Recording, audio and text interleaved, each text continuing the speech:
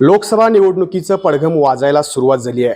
कोल्हापूर आणि हातकणंगले मतदारसंघातील महायुतीचे उमेदवार अजूनही निश्चित झालेले नाहीत।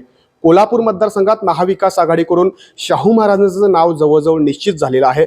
महायुतीला इतका विलंब का लागतो याच विषयावर बोलण्यासाठी आपल्या सोबत आहेत खासदार संजय मंडलिक। काय सांगाल, खरं तर सांगलीची जागा भाजपने जाहीर केलेली आहे, मात्र कोल्हापूर आणि हातकणंगलेच्या बाबतीत इतका विलंब का घेतला जातोय?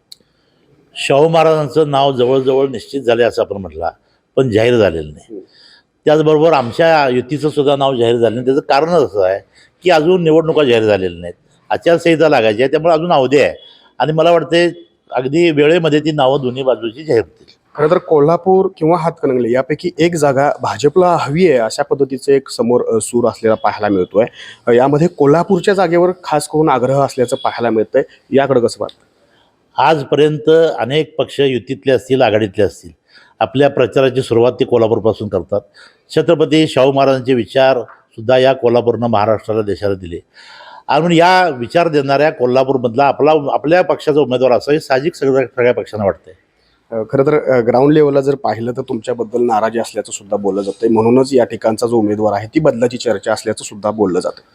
तुम्ही कुठलं ग्राउंड लेवल म्हणताय माहिती नाही, मला तर रोज भरभरून लोक बोलताय, भेटतायत, मला चांगला प्रतिसाद देत आहेत। आज जर कार्यकर्त्यांनी हा तुम्ही सारखं जे बोलणं आहे ते खोटं ठरवण्यासाठी आज स्वतः मेळावा घेतलेला आहे, मला वाटतं तेच उत्तर तुम्हाला देतील। खरं तर मग तुमची उमेदवारी जी आहे ती कन्फर्म आहे असं तुम्हाला वाटतंय? 100% कन्फर्म आहे, त्यामध्ये दुमत असायची कारणच नाही।